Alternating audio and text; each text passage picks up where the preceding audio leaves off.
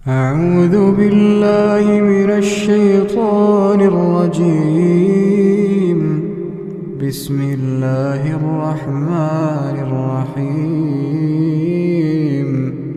هو الذي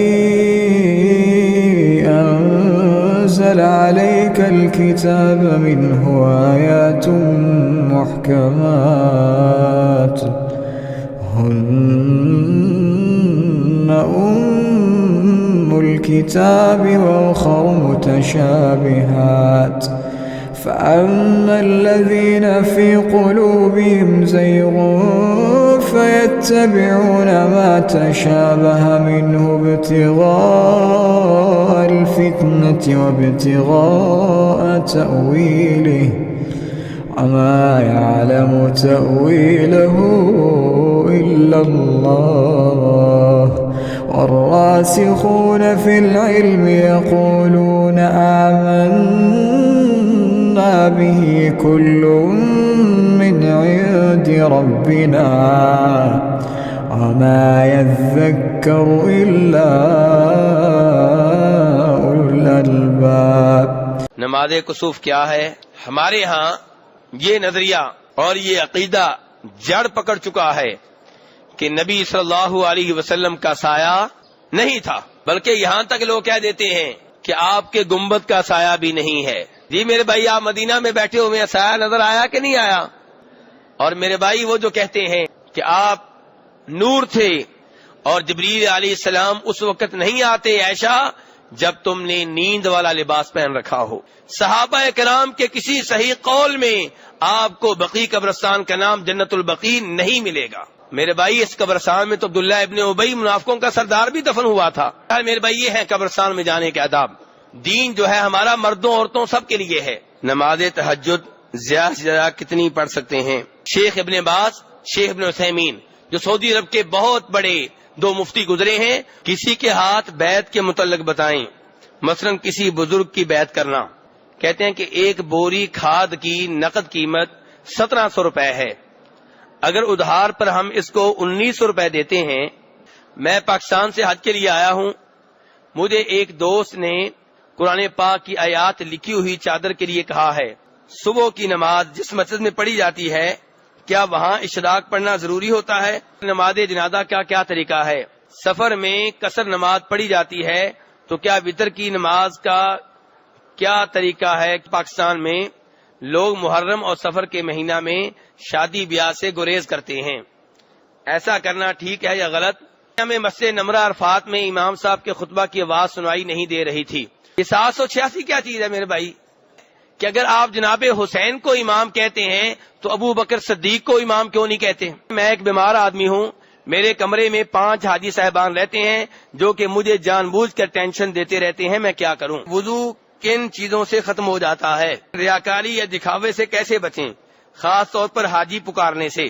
پاکستان میں مساجد اور مذہبی رسومات میں یا محمد پکارا جاتا ہے جبکہ سعودی عرب میں ایسا نہیں ہے. وضاحت فرمائیں. کیا مرد اور عورت کی نماز میں فرق ہے؟ ہم جس ہوٹل میں رہ رہے ہیں ان کے ٹوائلٹ کا رخ قبلہ کی طرف ہے، بیڈ بھی اس طرح لگے ہوئے ہیں کہ سوتے وقت پاؤں قبلہ کی طرف ہوتے ہیں. کیا اس طرح گناہ نہیں ہے؟ نبی صلی اللہ علیہ وسلم نے جو 4 عمرے ادا کیے تھے ان کی وضاحت فرمائیں. یہ بھائی کہتے ہیں میرے اوپر اعتراض کرتے ہوئے کہ آپ نے کہا تھا کہ آپ یہاں پر سیاست کرنے کے لیے نہیں بیٹھے. بھائی کہتے ہیں ریاض الجنہ میں 3 ممبر ہیں، 2 اونچی جگہ خطبے والی ہے، وضاحت کر دیں. تو فجر کی فرض نماز میں جب امام سورہ فاتحہ کی تلاوت کر رہا ہو تو اس وقت مقتدی سورہ فاتحہ کی تلاوت کرے گا یا نہیں؟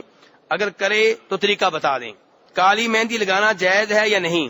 ایک بندہ پاکستان میں ہے اور فون پر کہتا ہے کہ میرا سلام نبی صلی اللہ علیہ وسلم پر کہیں، کیا ہم ان کی طرف سے سلام پیش کر سکتے ہیں کہ زندہ بندے کے لیے نوافل یہاں پڑھ سکتے ہیں؟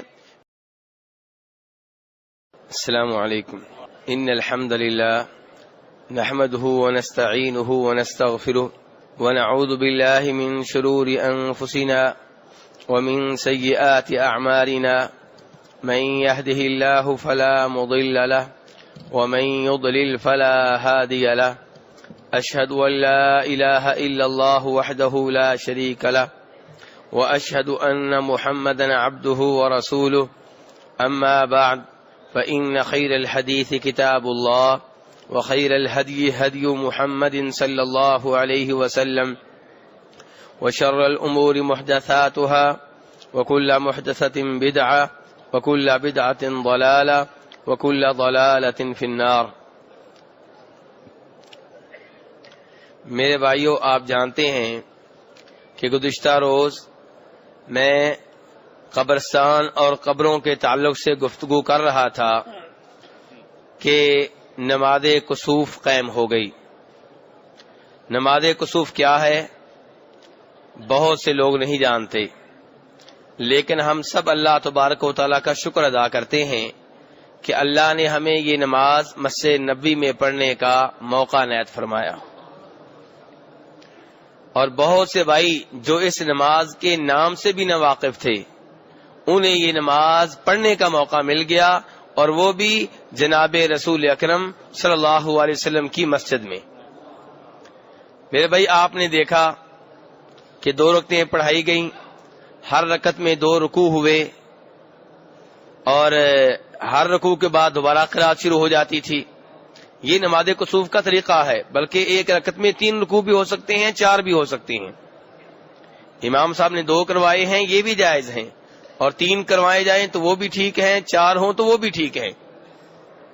اور آپ نے یہ بھی دیکھا کہ یہ وہ نماز ہے جو نبی صلی اللہ علیہ وسلم کی رات کی نماز کے قریب ہے، کہ ٹھہر ٹھہر کے قرات کی جائے، اس انداز میں نہیں جیسے کئی جگہوں پہ تراویح پڑھائی جا رہی ہوتی ہے اور لوگوں کو صرف یہ سمجھاتی ہے کہ امام صاحب نون پڑھ رہے ہیں، یا لمون تالمون، نون کی سمجھاتی ہے، باقی کچھ پتہ نہیں چلتا۔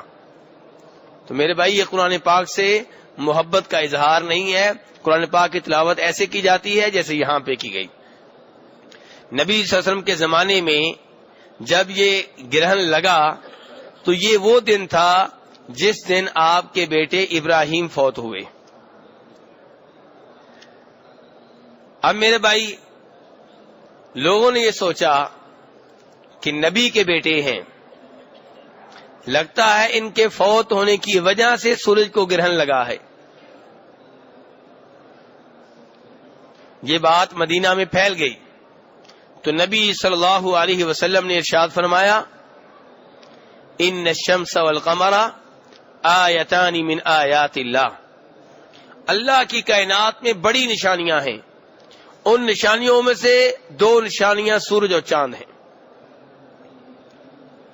آگے آپ نے اصول بیان فرمایا، لا ينکسفان لموت احد ولا لحیاتہ، کہ سورج اور چاند کو جب گرہن لگتا ہے تو اس کے پیچھے نہ کسی کی پیدائش ہوتی ہے اور نہ کسی کی موت ہوتی ہے، جب اللہ چاہے لگا دے۔ میرے بھائی، یہ جملہ بڑا عظیم جملہ ہے۔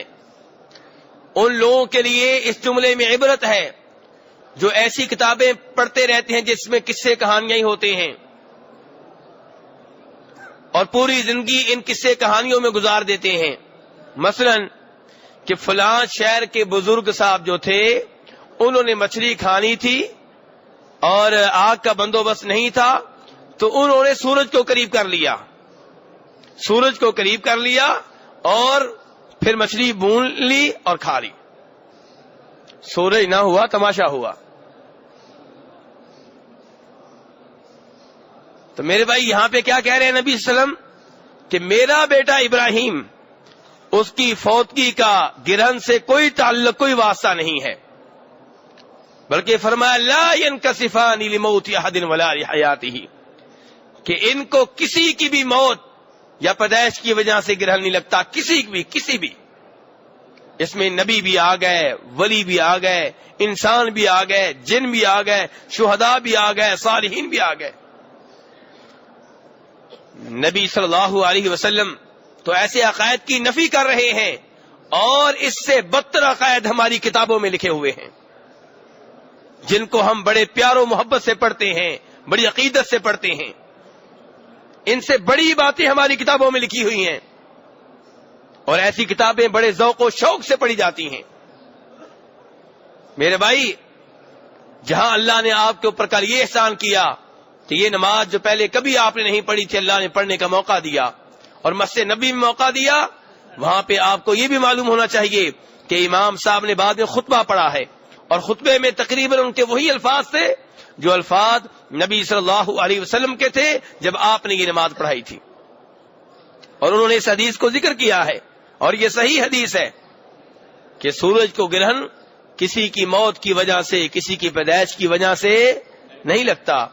میرے بھائی، جب آپ کے معصوم بیٹے ابراہیم کی وجہ سے اس کو گرہن نہیں لگا، اتفاقی واقعہ ہے کہ جس دن وہ فوت ہوئے اسی دن گرہن لگ گیا۔ آج ایسے اتفاقی واقعات ہوتے ہیں تو کہتے ہیں نہیں جی یہ بزرگوں کی کرامت ہے، اس سے بزرگوں کی ولایت ظاہر ہوتی ہے، اور یہاں پہ ہمارے نبی صلی اللہ علیہ وسلم نے اس موقع کو غنیمت جانا کہ لوگوں کی عقائد کی اصلاح کی جائے۔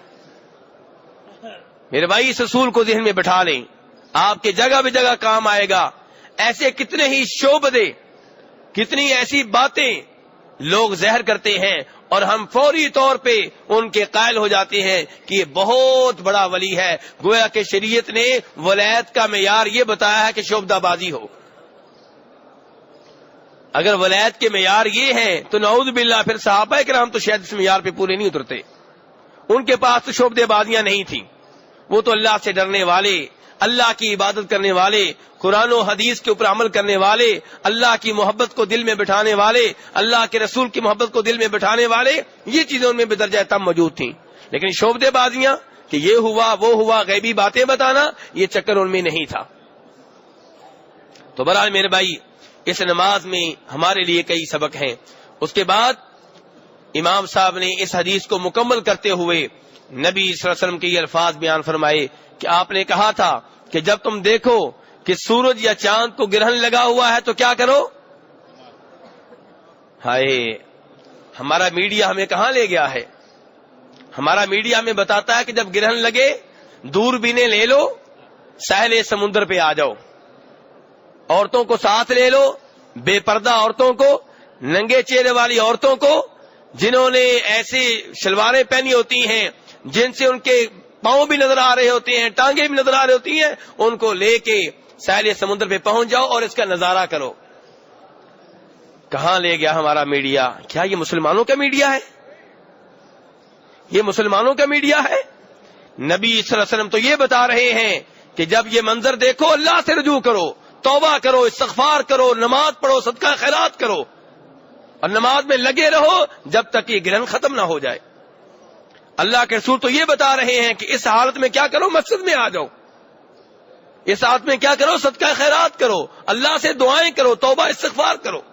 یہ اللہ سے رجوع کرنے کا وقت ہے، یہ اللہ سے کال ملانے کا وقت ہے، یہ تفریح یا پکنک کا موقع نہیں ہے۔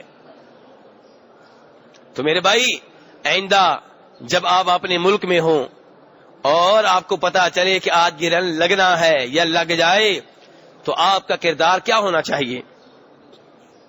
آپ کا کردار، اور یہ سبق میرے بھائی آپ نے بھولنا نہیں ہے، آپ کا کردار بہت بلند ہونا چاہیے۔ صرف آپ نے وضو کر کے خود مصلی پہ کھڑے نہیں ہونا، مسجد کی انتظامیہ کو آپ نے اس بات پہ مجبور کرنا ہے کہ آج مسجد میں یہ نماز قائم کی جائے، چاہے امام صاحب کے پیچھے ایک آدمی ہو۔ نبی صلی اللہ علیہ وسلم کی سنت کو زندہ کرنا ہے، اور سچ پوچھیں تو یہ صرف سنت نہیں ہے بلکہ آپ آرڈر دے رہے ہیں کہ جب گرہن لگے تو نماز پڑھو، گرہن لگے صدقہ خیرات کرو، گرہن لگے اللہ سے دعائیں کرو۔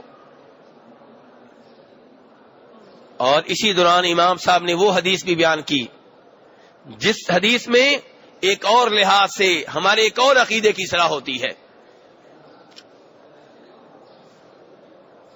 ہمارے ہاں یہ نظریہ اور یہ عقیدہ جڑ پکڑ چکا ہے کہ نبی صلی اللہ علیہ وسلم کا سایہ نہیں تھا، آپ کا سایہ نہیں تھا، بلکہ یہاں تک لوگ کہہ دیتے ہیں کہ آپ کے گنبد کا سایہ بھی نہیں ہے۔ جی میرے بھائی، آپ مدینہ میں بیٹھے ہوئے ہیں، سایہ نظر آیا کہ نہیں آیا؟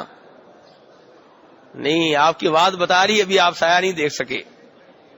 میرے بھائی 34 نمبر گیٹ کے باہر چلے جایا کریں، جتنی دیر سایہ دیکھنا چاہیں آپ دیکھ سکتے ہیں۔ اور ہمارے قوالیاں پڑھنے والے سرے عام جھوٹ بول کے کہتے ہیں قوالی میں کہ آپ کے گنبد کا کوئی سایہ نہیں ہے. سرے عام جھوٹ سب کے سامنے، جبکہ باہر جو بھی چلا جائے اس کو یہ سایہ نظر آئے گا. تو میرے بھائی، نبی صلی اللہ علیہ وسلم کا بھی سایہ تھا، اور آپ نے نماز پڑھائی. اس روایت کو امام حاکم نے اپنی مستدرک میں روایت کیا ہے. آپ نے نماز پڑھائی، نماز کے دوران آپ کے سامنے جنت پیش کی گئی، آپ کے سامنے جہنم پیش کی گئی. جب جنت پیش کی گئی آپ نے اپنا ہاتھ آگے بڑھایا، جنت کے پھل توڑنا چاہے، لیکن آپ سے کہا گیا کہ پیچھے ہٹ جائیں. آپ پیچھے ہٹ گئے. پھر جہنم دکھائی گئی. آپ فرماتے ہیں حتی رأیت ظلی وظلکم، جہنم کی روشنی میں نے اپنا سایہ بھی دیکھا، تمہارا سایہ بھی دیکھا. آپ کیا فرما رہے ہیں؟ جہنم کی روشنی میں نے اپنا سایہ بھی دیکھا، تمہارا سایہ بھی دیکھا. بہرحال میرے بھائی، یہ سایہ کا موضوع بھی ایک لمبا موضوع ہے، اس کے بہت سے دلائل ہیں، کوئی ایک دلیل نہیں ہے. اور اس سے پہلے اگر میرے پاس ایک بھی ایسی دلیل نہ ہو جس میں آتا ہو کہ آپ کا سایہ تھا، میں پھر بھی کہوں گا آپ کا سایہ تھا، کیونکہ آپ بشر تھے اور ہر بشر کا سایہ ہوتا ہے. جو کہتا ہے نہیں سایہ، وہ دلیل لے کر آئے. لیکن اس کے باوجود ایسی ایک نہیں کئی دلیلیں ہیں جن سے آپ کو پتا چلے گا کہ ہمارے نبی صلی اللہ علیہ وسلم کا سایہ تھا. بہرحال یہ چند ایک باتیں تھیں اس نماز کے تعلق سے. تو گزارش یہ ہے کہ آئندہ آپ جہاں بھی ہوں اور گرہن لگے، آپ کی کوششوں سے، آپ کے کہنے کہلوانے سے آپ کی مسجد میں اس سنت کو زندہ کیا جائے اور یہ نماز قائم کی جائے. میرے بھائی، جب یہ نماز قائم کی گئی اس وقت میں حدیث عائشہ رضی اللہ عنہا بیان کر رہا تھا. وہ حدیث جسے روایت کیا ہے کس امام نے؟ جی اتنی جلدی بھول گئے آپ؟ امام مسلم نے اور امام نہیں، وہ تو پہلی روایت تھی. امام نسائی نے، امام مسلم نے اور امام نسائی نے، اور حدیث عائشہ رضی اللہ عنہا ہے. اور میں نے گزارش کی تھی یہ حدیث گھومتی ہے آپ کے حجرے اور بقیع قبرستان کے درمیان کہ نبی صلی اللہ علیہ وسلم گھر میں تشریف لائے. جناب عائشہ رضی اللہ عنہا کہتی ہیں آپ نے اپنی اوپر والی چادر اتار کے سائڈ پہ رکھ دی، نیچے والی جو چادر تھی وہ پہنے رکھی اور اس کے کچھ حصے کو اپنے نیچے بچھا لیا، جوتا اپنا اتار کے اپنے پاؤں کے پاس رکھ لیا، اپنی ٹانگوں کے پاس رکھ لیا.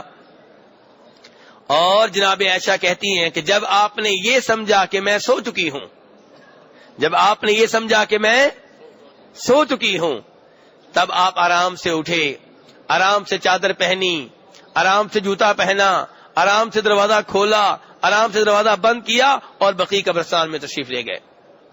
جناب عائشہ رضی اللہ عنہا فرماتی ہیں میں بھی نکلی، میں نے اپنا لباس درست کیا اور چادر وغیرہ لی اور آپ کے پیچھے پیچھے دیکھوں آپ کہاں جا رہے ہیں. میرے بھائی، اگر عالم الغیب ہوتی تو باہر نکلنے کی کیا ضرورت تھی؟ رات کی تاریکیوں میں باہر نکلنے کی کیا ضرورت تھی؟ ادھر سے سمجھ آ جاتی کہ آپ کہاں گئے ہیں. اور میرے بھائی، وہ جو کہتے ہیں کہ آپ نور تھے اور آپ کی روشنی میں، آپ کے نور کی روشنی میں لوگ سوئی بھی تلاش کر لیا کرتے تھے. جناب عائشہ رضی اللہ عنہا نکل رہی ہیں اپنے گھر سے باہر، حجرے سے باہر نکلی ہیں، بقیع کا رخ کیا ہے، ان کو تو کوئی روشنی نظر نہیں آئی. اگر روشنی نظر آ جاتی تو ادھر سے ہی واپس آ جاتی، آگے نہ جاتی. لیکن نہیں، وہ آپ کے پیچھے پیچھے چلتی رہی، بقیع قبرستان میں پہنچی. فرماتی ہیں آپ صلی اللہ علیہ وسلم لمبی دیر تک کھڑے رہے. اس کے بعد آپ نے 3 مرتبہ ہاتھ اٹھا کر دعا کی اور پھر آپ واپس مڑے. جب آپ مڑے جناب عائشہ کہتی ہیں میں بھی مڑی. آپ چلے میں بھی چلی، آپ تیز ہوئے میں بھی تیز ہوئی، آپ تھوڑا سا دوڑے میں بھی دوڑی، حتیٰ کہ میں آپ سے پہلے اپنے حجرے میں پہنچ گئی. ابھی میں لیٹی ہی تھی، اوپر سے آپ تشریف لے آئے صلی اللہ علیہ وسلم. کہتی ہیں میرا سانس پھولا ہوا تھا، میں ہانپ رہی تھی. آپ نے کہا عائشہ یہ کیا؟ تمہارا سانس کیوں پھولا ہوا ہے؟ جناب عائشہ کہتی ہیں کہ میں نے کوشش کی کہ آپ کو جواب نہ دینا پڑے، صورتحال نہ بتاؤں، لیکن آپ نے کیا کہا؟ عائشہ مجھے بتا دو، ورنہ وہ ذات مجھے بتا دے گی جو ہر چیز کو جانتی ہے، جو باریک بین ہے، جس کے علم سے کوئی بھی چیز اوجھل نہیں ہے۔ جناب عائشہ رضی اللہ عنہا فرماتی ہیں تب میں نے پوری بات آپ کے سامنے رکھی۔ آپ نے تب کہا عائشہ کیا تم اس بات سے ڈرتی ہو کہ اللہ اور اللہ کے رسول تمہارے اوپر ظلم کریں گے؟ یعنی کیسے ممکن ہے کہ رات تمہاری ہو اور میں گزاروں کسی اور بیگم کے پاس؟ جناب عائشہ اسی لیے باہر نکلی تھی نا۔ تو آپ فرما رہے ہیں کہ عائشہ کیا تم اس بات سے ڈرتی ہو کہ اللہ اور اللہ کے رسول تمہارے اوپر ظلم کریں گے؟ پھر آپ نے کہا عائشہ جب میں نے یہ سمجھا، آپ خود فرما رہے ہیں ظننت ان قد رقدتی، کہ میں نے یہ سوچا، میں نے گمان کیا کہ تو سو چکی ہے۔ میرے بھائی اللہ کے رسول عالم الغیب ہوتے تو آپ کو معلوم ہوتا کہ عائشہ ابھی سوئی نہیں ہے، لیکن آپ نے یہ سمجھا کہ عائشہ سو چکی ہے رضی اللہ تعالی عنہا۔ کہتی ہیں کہ جبریل، اللہ کے رسول فرماتے ہیں جبریل میرے پاس آئے، اور جبریل علیہ السلام اس وقت نہیں آتے عائشہ جب تم نے نیند والا لباس پہن رکھا ہو، مکمل لباس نہ پہن رکھا ہو بلکہ نیند والا لباس پہن رکھا ہو، اس وقت جبریل اندر نہیں آتے۔ تو بہرحال میں باہر نکلا، جبریل نے مجھے آواز دی، میں باہر نکلا، باہر گیا تو مجھ سے انہوں نے آہستہ آہستہ باتیں کی، اور مجھے کیا کہا؟ مجھ سے کہا ان اللہ یأمرک ان تستغفر لأہل البقیع، کہ اللہ آپ کو حکم دے رہا ہے۔ اللہ کیا کر رہا ہے؟ یہ ہے تعلق اللہ اور اللہ کے رسول کے درمیان۔ کیا ان کا تعلق ہے؟ وہ حکم دینے والی ذات ہے، یہ حکم قبول کرنے والی شخصیت ہے۔ اور افسوس ہوتا ہے اس وقت جب لوگ معاملے کو اس انداز میں ظاہر کرتے ہیں کہ جیسے نعوذ باللہ اللہ اپنے نبی سے ڈرتے ہوں، نعوذ باللہ من ذالک، استغفر اللہ العظیم۔ صورتحال اس کے برعکس ہے۔ اللہ کے رسول صلی اللہ علیہ وسلم کے بارے میں صحابہ کرام کہتے ہیں کہ جب آندھی آتی یا ایسا کوئی مسئلہ ہوتا آپ پریشان ہو جاتے، گھٹنے زمین پہ لگا کے بیٹھ جاتے، توبہ استغفار شروع کر دیتے، دعائیں شروع کر دیتے، اللہ سے ڈرتے کہیں اللہ کا عذاب نازل ہونے والا نہ ہو۔ تو ڈرنے والا کون ہوا؟ نبی صلی اللہ علیہ وسلم۔ بلکہ آپ سے کہا گیا کہ آپ لوگوں سے کہہ دیں انی اخاف ان عصیت ربی عذاب یوم عظیم، کہ اگر مجھ سے اپنے رب کی نافرمانی ہو گئی تو مجھے رب کے عظیم عذاب کا ڈر لگتا ہے۔ تو بہرحال یہ ہے تعلق کہ اللہ آرڈر دے رہا ہے، اور آپ خود فرما رہے ہیں کہ جبریل علیہ السلام نے مجھے کہا کہ آپ کا رب آپ کو حکم دے رہا ہے کہ آپ بقیع قبرستان میں جائیں اور اہل بقیع کے لیے دعائے مغفرت کریں۔ کس قبرستان میں جائیں؟ اور جس کا نام آپ نے کیا رکھا ہوا ہے؟ جنت البقیع۔ بڑے بہادر واقع ہوئے ہیں ہم، جس دروازے کو چاہیں بہشتی دروازے کا نام دے دیں، جس قبرستان کو چاہیں جنت کا نام دے دیں، کون ہم سے پوچھنے والا ہے؟ نعوذ باللہ من ذالک۔ میرے بھائی قرآن پاک کی کسی آیت میں، نبی صلی اللہ علیہ وسلم کی کسی صحیح حدیث میں، صحابہ کرام کے کسی صحیح قول میں آپ کو بقیع قبرستان کا نام جنت البقیع نہیں ملے گا۔ جب انہوں نے اس کا نام جنت البقیع نہیں رکھا تو میں اور آپ کون ہوتے ہیں اس کو جنت کا نام دینے والے؟ میرے بھائی احتیاط، دین میں تحقیق کی عادت ڈالیں، بات کرنے سے پہلے سوچ لیا کریں، مسئلہ بیان کرنے سے پہلے اس کا حوالہ تلاش کر لیا کریں۔ تو بہرحال اس قبرستان کا نام کیا ہے میرے بھائی؟ بقیع۔ صحابہ کرام اس کو کہتے تھے بقیع قبرستان یا بقیع الغرقد۔ غرقد ببول نامی درخت اس میں ہوا کرتے تھے جب یہ قبرستان نہیں تھا، تو اسی نسبت سے اس کا نام بقیع الغرقد ہے یا مقبرۃ البقیع، بقیع قبرستان۔ صحابہ کرام رضوان اللہ علیہم اجمعین اس کو جنت نہیں کہا کرتے تھے۔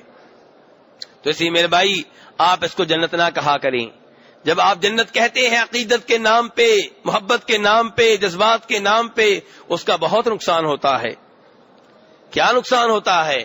پھر لوگ کہتے ہیں کہ جو بھی ادھر دفن ہوا وہ جنتی ہے، کیونکہ یہ جنت ہے. کہتے ہیں یہ جنت ہے، جو اس میں دفن ہوا وہ کیا ہے؟ جنتی ہے. میرے بھائی اس قبرستان میں تو عبداللہ ابن ابی منافقوں کا سردار بھی دفن ہوا تھا. وہ دفن ہوا تھا جس کا آپ نے جنازہ پڑھایا، جنازے میں اس کے لیے دعائے مغفرت کی، اس کی مغفرت کے لیے شفاعت کی، سفارش کی، اور کفن کے طور پہ اپنا قمیص پیش کیا. اس قمیص میں اس کو کفن دیا گیا. آپ نے اس کے جسم کے اوپر اپنا لعاب دہن ڈالا، لیکن آسمان سے وہی نازل ہوئی، وَلَا تُصَلِّ عَلَىٰ أَحَدٍ مِّنْهُمْ مَاتَ أَبَدًا وَلَا تَقُمْ عَلَىٰ قَبْرِهِ إِنَّهُمْ كَفَرُوا بِاللَّهِ وَرَسُولِهِ وَمَاتُوا وَهُمْ فَاسِقُونَ. کہ ایسے آدمی کا جنازہ پڑھنے کی اجازت نہیں ہے، اس کی قبر پہ کھڑے ہو کے اس کے لیے دعا کرنے کی اجازت نہیں ہے، کیونکہ یہ اللہ اور اللہ کے رسول کا منکر ہے. حالانکہ اس نے کلمہ پڑھا ہوا تھا کہ نہیں پڑھا ہوا تھا؟ عبداللہ ابن ابی نے کلمہ پڑھا ہوا تھا کہ نہیں پڑھا ہوا تھا؟ اللہ پھر بھی کہہ رہے ہیں کہ وہ اللہ اور اللہ کے رسول کا منکر ہے. پتہ چلا کلمہ پڑھ لے اور کلمے کے جو مطلب ہے اس کے مطابق اپنی زندگی کو نہ بنائے تو ایسا آدمی اللہ کے رسول کا منکر ہے.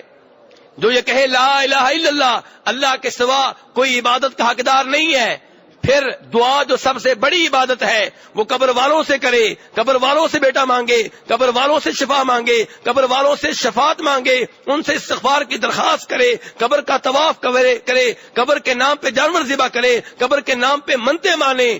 اس کے لا الہ کا کیا فائدہ ہے؟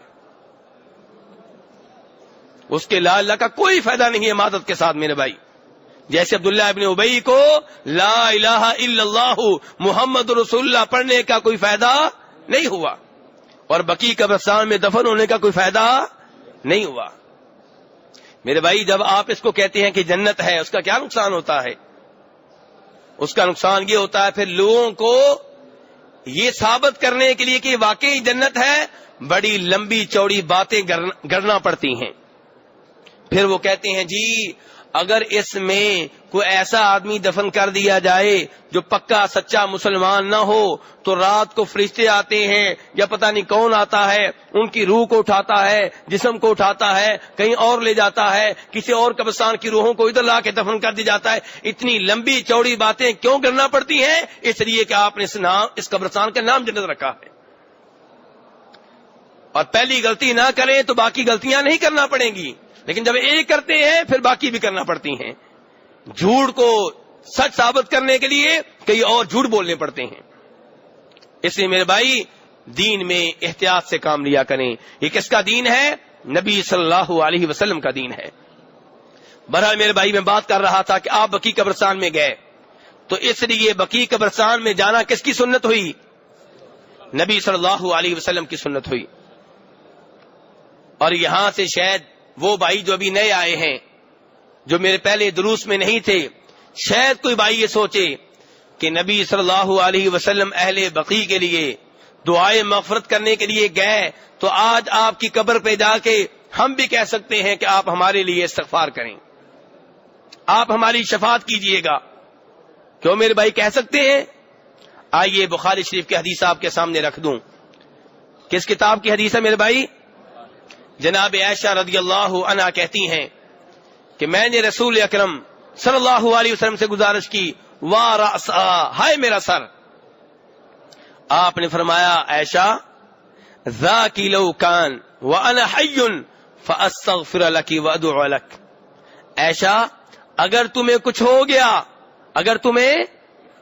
گیا اور میں زندہ ہوا، یہ لفظ نہیں بولنا میرے بھائی.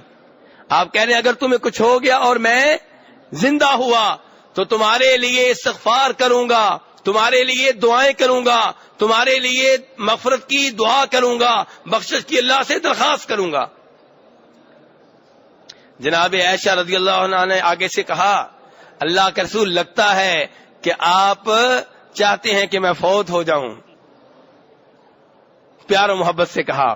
بہرحال وہ حدیث آگے بھی ہے، لیکن صرف میں یہاں پہ اتنا کہنا چاہتا ہوں کہ آپ کیا کہہ رہے ہیں عائشہ اگر میں زندہ ہوا، جب تمہارے اوپر موت آئی، تم فوت ہو گئی اور میں زندہ ہوا تو تمہارے لیے دعائیں کروں گا، استغفار کروں گا. اس کا کیا مطلب؟ اگر زندہ نہ ہوا تو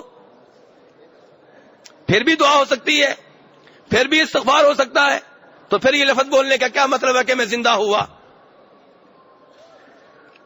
میرے وہ بھائی جو آج آپ کی قبر پہ جا کے آپ سے شفاعت کا سوال کرتے ہیں، آپ سے استغفار کی درخواست کرتے ہیں، وہ اس حدیث کے اوپر ٹھنڈے دل سے غور کریں، بلکہ اس حدیث کا وہ حصہ جو ابن ماجہ میں آیا ہے اس میں کئی اور مسائل کا بھی حل ہے۔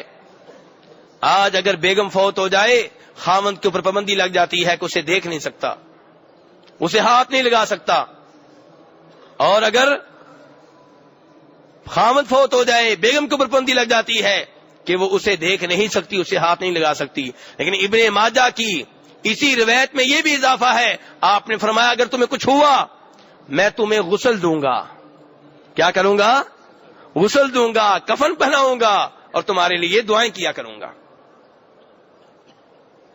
اور میرے بھائی، جناب صدیق کو غسل کس نے دیا تھا؟ جناب صدیق رضی اللہ عنہ کو غسل کس نے دیا تھا؟ ان کی اہلیہ اسماء بنت امیس نے رضی اللہ عنہا۔ اور جناب علی رضی اللہ عنہ کو غسل کس نے دیا تھا؟ جناب فاطمہ کو غسل کس نے دیا تھا؟ جناب علی رضی اللہ عنہ نے۔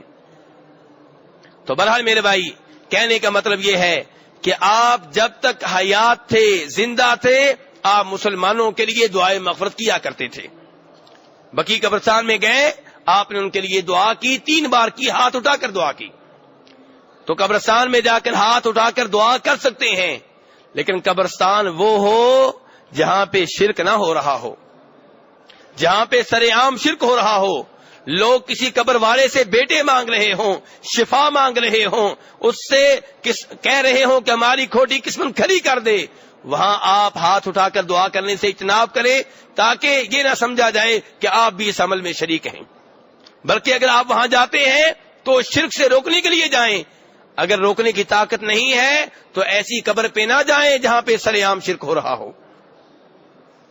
جناب عائشہ رضی اللہ عنہ اس حدیث میں فرماتی ہیں، اللہ کے رسول جب میں قبرستان جاؤں تو کیا کہوں؟ آپ نے کہا یہ دعا پڑھو، السلام علیکم اہل الدیار من المؤمنین والمسلمین۔ یہ پوری دعا اور اس کی وضاحت میں پہلے آپ کے سامنے کر چکا ہوں۔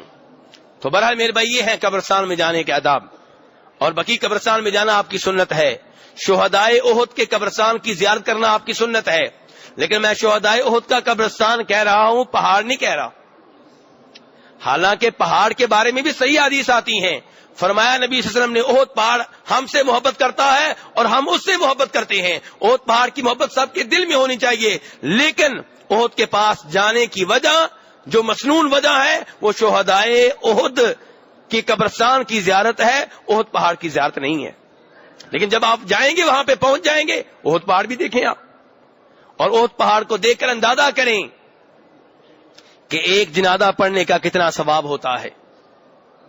احد پہاڑ کو دیکھ کر اس بات کا اندازہ کریں کہ ایک جنازہ پڑھنے کا کتنا ثواب ہوتا ہے۔ وہ جنازہ جس میں کتنے منٹ لگتے ہیں یہاں پہ؟ 4 منٹ 5 منٹ، اور اس کا ثواب صحیح حدیث فرمایا نبی صلی اللہ علیہ وسلم نے ایک احد پہاڑ کے برابر ہے۔ احد پہاڑ دیکھیں کتنا لمبا، کتنا چوڑا، کتنا وزنی، اور ایک جنازے کا ثواب احد پہاڑ کے برابر۔ دیکھیں اللہ کی رحمت کتنی وسیع ہے۔ جناب عبداللہ ابن عمر رضی اللہ عنہما کو یہ حدیث معلوم ہوئی، لیکن بہت عرصے کے بعد جب معلوم ہوئی، کہنے لگے ہائے افسوس کہ میں نے کتنا ہی ثواب ضائع کر دیا، آئندہ جنازے کا ثواب ضائع نہیں ہونے دوں گا۔ میرے بھائی، اس جنازے میں عورتیں حصہ لے سکتی ہیں کہ نہیں؟ اس نماز میں عورتیں حصہ لے سکتی ہیں کہ نہیں؟ لے سکتی ہیں، بالکل میرے بھائی۔ آپ کا ماشاءاللہ اس معاملے میں جو علم ہے وہ بالکل ٹھیک ہے۔ عورتیں جو ہیں، دین جو ہے ہمارا مردوں عورتوں سب کے لیے ہے۔ جہاں پہ عورتوں کا کوئی مسئلہ مختلف تھا، اللہ کے رسول نے بتا دیا، واضح کر دیا صلی اللہ علیہ وسلم۔ ورنہ جو نماز مردوں کی ہے وہی عورتوں کی ہے، جو مسئلہ مردوں کے لیے ہے وہی عورتوں کے لیے ہے۔ جہاں کہیں عورتوں کا الگ ہے وہ بتا دیا گیا، جہاں نہیں بتایا گیا وہاں پہ جو حکم، جو مسئلہ مردوں کے لیے ہے وہی عورتوں کے لیے ہے۔ لیکن جنازے کی تو الگ سے روایت بھی ثابت ہے، اگر ثابت نہ ہو تب بھی عورتوں کو جنازہ پڑھنا چاہیے، لیکن یہاں پہ تو روایت بھی موجود ہے۔ مسلم شریف کی روایت ہے کہ جب سعد بن ابی وقاص رضی اللہ عنہ فوت ہوئے تو جناب عائشہ رضی اللہ عنہا اور دیگر امہات المؤمنین نے صحابہ اکرام سے کہا کہ ان کا جنازہ مسجد میں لے کر آؤ تاکہ ہم بھی جنازے کی نماز میں شریک ہو سکیں۔ میرے بھائی جناب عائشہ عورت ہیں کہ نہیں؟ تو اس سے پتا چلا عورتیں بھی جنازے میں حصہ لے سکتی ہیں۔ عورتوں کو جنازے کے پیچھے جانے سے روکا گیا ہے، نماز جنازہ پڑھنے سے نہیں روکا گیا۔ بہرحال میرے بھائی یہ چند ایک آداب تھے جن کا تعلق قبرستان سے تھا۔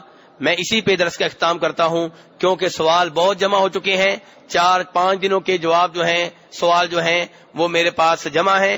چاہوں گا کہ ان کا جواب آج آپ کے سامنے رکھ دیا جائے۔ اللہ تبارک و تعالی درست مسئلہ بتانے کی توفیق عنایت فرمائیں۔ بھائی کہتے ہیں نماز تہجد زیادہ سے زیادہ کتنی پڑھ سکتے ہیں اور سبحان ربی الاعلیٰ کتنی بار کہہ سکتے ہیں؟ میرے بھائی تہجد کی نماز، تراویح کی نماز، رات کی نماز، رات کا قیام، یہ ایک نماز کے کئی نام ہیں۔ تہجد، تراویح، قیام اللیل، صلاۃ اللیل ایک نماز کے کئی نام ہیں۔ نماز ایک ہی ہے، نام مختلف ہیں۔ اور تراویح وہ نام ہے جو اللہ کے رسول کے زمانے میں موجود نہیں تھا صلی اللہ علیہ وسلم۔ یہ نام بعد میں پڑا ہے، آپ کے زمانے میں یہ نام نہیں تھا۔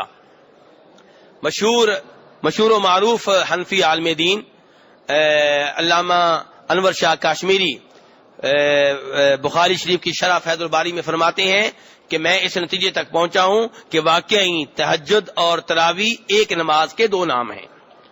اور اس نماز کے بارے میں جب جناب عائشہ رضی اللہ عنہا سے پوچھا گیا، جیسا کہ بخاری شریف میں ہے کہ آپ سے کہا گیا کہ آپ کی رمضان میں رات کی نماز کیسے تھی، تو جناب عائشہ نے فرمایا کہ رمضان ہو یا غیر رمضان آپ کی رات کی نماز 11 رکعتیں ہوا کرتی تھیں، یعنی کہ 8 نفل اور 3 وتر۔ تو بھائی نے پوچھا ہے کتنی، تو میرے بھائی سنت جو ہیں وہ 8 رکھتے ہیں، 7 3 وتر ملا لیں کتنی ہو جائیں گی؟ 11۔ رمضان میں بھی، رمضان کے علاوہ بھی، لیکن کمی بیشی کی گنجائش موجود ہے۔ شیخ ابن باز، شیخ ابن عثیمین جو سعودی عرب کے بہت بڑے 2 مفتی گزرے ہیں، ان کا فتویٰ ہے کہ افضل اور بہتر جو ہے وہ 8 رکھتے ہیں، 3 وتر ملا کے 11، لیکن وہ فرماتے ہیں کہ کمی بیشی جائز ہے۔ تو اس لیے میرے بھائی آپ کم بھی پڑھ سکتے ہیں، لیکن زیادہ سے زیادہ جو مسنون ہیں وہ 11 ہیں، ویسے اس سے زیادہ پڑھیں تو اس کی بھی گنجائش موجود ہے۔ آگے بھائی پوچھتے ہیں کہ سبحان ربی اعلیٰ کتنی بار پڑھ سکتے ہیں؟ میرے بھائی 3 بار تو آپ پڑھیں، اس سے اضافہ کریں تو اچھی بات ہے، اور ورنہ اسی پہ اکتفا کریں تو انشاءاللہ کوئی مسئلہ نہیں ہے۔ کسی کے ہاتھ بیعت کے متعلق بتائیں، مثلا کسی بزرگ کی بیعت کرنا۔ میرے بھائی قرآن و حدیث کا مطالعہ کریں تو آپ کو ایک بیعت وہ ملے گی جو صحابہ کرام رضوان اللہ علیہم اجمعین نبی صلی اللہ علیہ وسلم کے ہاتھ پہ کیا کرتے تھے، اور وہ بیعت ہوا کرتی تھی اسلام قبول کرنے کی بیعت۔ اور دوسری بیعت آپ کو ملے گی جہاد کی بیعت، جیسا کہ حدیبیہ کے مقام پہ ان صحابہ کرام نے جو پہلے سے بیعت کیے ہوئے تھے، اس موقع پہ جہاد کی بیعت کی کہ جناب عثمان کا بدلہ لے کر جائیں گے چاہے مر جائیں۔ کتنی بیعتیں ہو گئیں؟ پہلی کس کی تھی؟ اسلام قبول کرنے کی اللہ کے رسول کے ہاتھ پہ، اور دوسری جہاد کی بیعت، اور تیسری بیعت جو ہے یہ خلافت کی بیعت ہوا کرتی تھی۔ جناب صدیق رضی اللہ عنہ خلیفہ مقرر ہوئے، ان کے ہاتھ پہ بیعت کی گئی۔ جناب فاروق خلیفہ مقرر ہوئے، ان کے ہاتھ پہ بیعت کی گئی۔ یہ وہ بیعت کی اقسام ہیں جنہیں میں جانتا ہوں اور جو قرآن و حدیث میں آتی ہیں۔ باقی رہی وہ بیعت جس کے متعلق بھائی نے پوچھا ہے کہ کسی بزرگ کے ہاتھ پہ جا کے بیعت کرنا، میرے علم میں صحیح سند کے ساتھ کوئی ایسی روایت نہیں ہے جس میں آتا ہو کہ جناب صدیق کے زمانے میں کسی نے جناب فاروق کی بھی بیعت کی ہو۔ وہ بزرگ تھے کہ نہیں تھے؟ جناب عثمان بزرگ تھے کہ نہیں؟ جناب علی بزرگ تھے کہ نہیں؟ 1 لاکھ سے زائد صحابہ کرام وہ سارے کے سارے بزرگ تھے کہ نہیں؟ کوئی صحیح سند کے ساتھ آپ کو روایت نہیں ملے گی کسی اور بزرگ کے ہاتھ پہ آ کے کسی اور نے بیعت کی ہو۔ بیعت کا مطلب کیا ہوتا ہے؟ بیعت کا مطلب یہ ہوتا ہے کہ اللہ کے دین کے اوپر چلوں گا اور یہ وعدہ میں آپ سے کرتا ہوں اور آپ کی ہر بات مانوں گا۔ میرے بھائی جس کی ہر بات مانی جاتی ہے وہ کون ہے؟ اللہ اور اللہ کے رسول صلی اللہ علیہ وسلم، ٹھیک ہے؟ اور عمراء کی، حکمران جو ہوتے ہیں ان کی بیعت ثابت ہے، اور وہ کی جاتی ہے کہ جہاں کہیں آپ اللہ اللہ کے رسول کی نافرمانی نہیں کریں گے وہاں پہ آپ کی بات مانی جائے گی. تو میرے بھائی یہ ہیں بیعت کی اقسام جو شریعت سے ثابت ہیں. باقی بزرگوں کی بیعت کرنا یہ قرآن و حدیث سے ثابت نہیں ہے.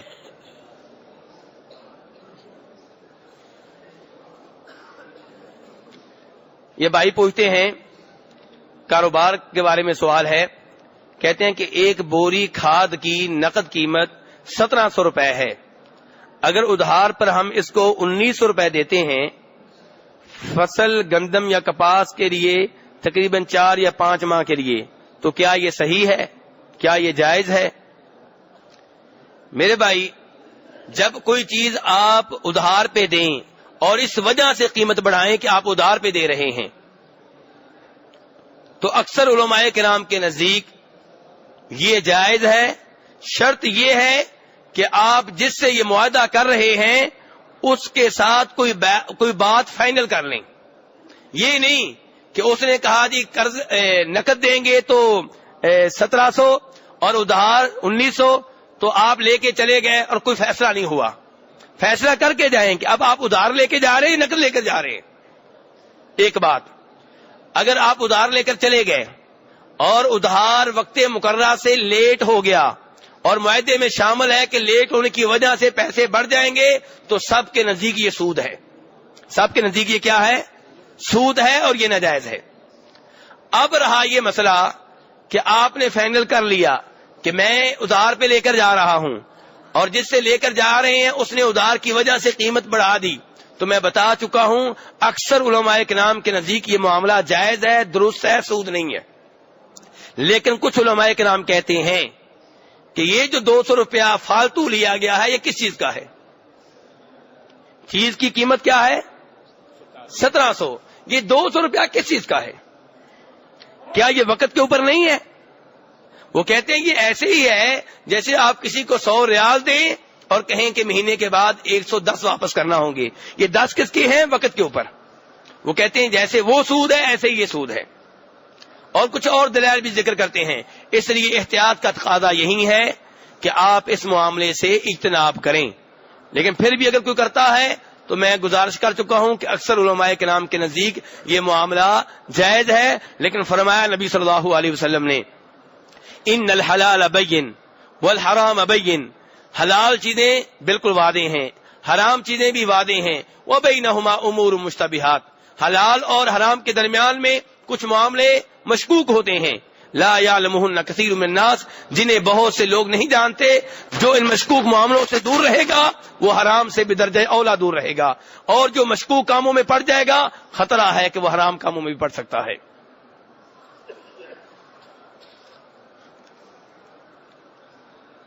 میں پاکستان سے حج کے لیے آیا ہوں.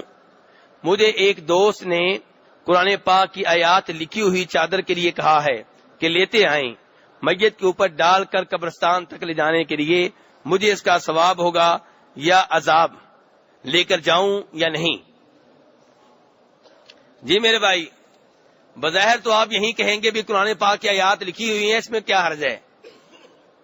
لیکن مسئلہ یہ ہے کہ کیا ایسا کوئی کام ہمارے بزرگ صحابہ کرام نے کیا؟ نبی صلی اللہ علیہ وسلم نے ایسا کوئی کام کروایا؟ ایسا نہیں ہوا. تو ہمیں بھی ایسے کام سے اجتناب کرنا چاہیے. آپ کو معلوم ہے قرآن پاک وہ بھی لکھا کرتے تھے چمڑے کے اوپر, کھجور کی شاخوں کے اوپر. تو چاہتے تو وہ بھی میت کے اوپر کھجور کی شاخ رکھ سکتے تھے جس کے اوپر قرآن پاک کی آیات لکھی ہوتی, یا چمڑا رکھ دیتے ایسا. لیکن انہوں نے یہ کام نہیں کیا. تو ہمیں بھی ایسے کام سے دور رہنا چاہیے اور نہیں بھولنا چاہیے کہ عمل سے زندگی بنتی ہے, جنت بھی جہنم بھی, یہ خاکی اپنی فطرت میں نہ نوری ہے نہ ناری. اگر اعمال آپ کے اچھے ہیں, چادر آپ کے اوپر رکھی جائے یا نہ رکھی جائے آپ کو فائدہ ہوگا. اعمال اچھے نہیں ہیں تو عبداللہ ابن ابی کو وہ قمیص آپ پہنا دیں جو اللہ کے رسول کے بابرکت جسم سے لگی رہی, اس کے اوپر اللہ کے رسول کا لعاب دہن ڈال دیں, اللہ کے رسول اس کا جنازہ پڑھا دیں, تب بھی فائدہ نہیں ہوگا.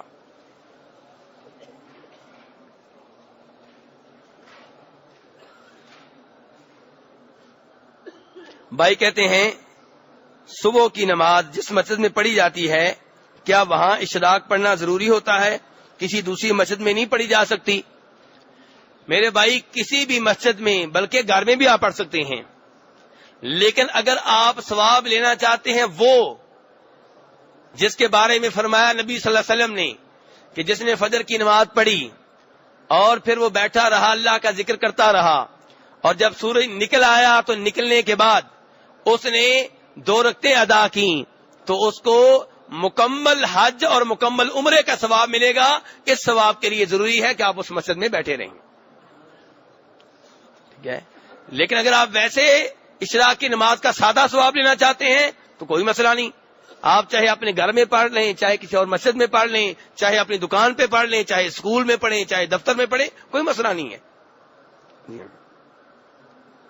اور یہ حدیث جو مکمل حج عمرے کے ثواب والی ہے یہ ترمذی شریف کی حدیث ہے اور شیخ البانی رحمہ اللہ نے اس کو حسن درجے کا قرار دیا ہے۔